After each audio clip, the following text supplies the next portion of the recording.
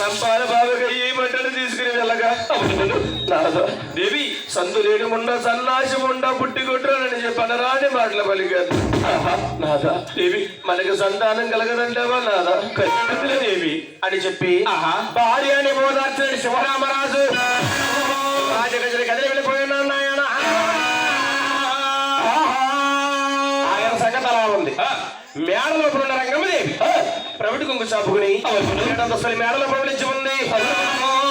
రంగమ్మ కన్నీరు మున్నీరు కారిస్తా అలా ప్రవిటి చెంగి మీద వారికి నిద్రపోతా ఉండగా తెరపతి కొండలో ఉన్న శ్రీనివాసుడు చూశాడంట.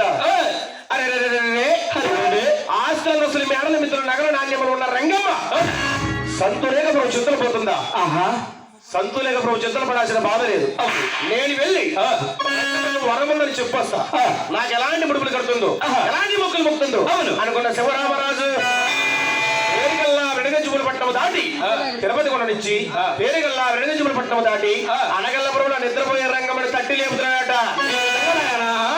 అమ్మా రంగమ్మ స్వామి, అమ్మ రంగమ్మ సంతు లేక ప్రభు చింతలు పోతున్నావా? నువ్వు బాధపడగల లేదమ్మా.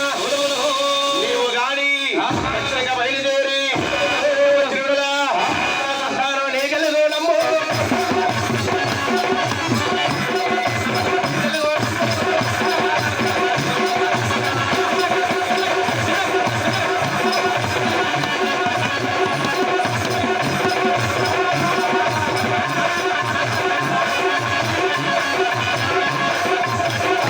చూడు మిత్రమా, పుత్ర సంతానం కలిసిన మాట ఇప్పుడు చెప్పాడు. రంగమ్మ నాదా దేవి నాద ప్రాణేశ్వర దేకి దేకి కాదు దేవి అనాలి. అంటే రోలు తిరగలేదు. రోలు కాదు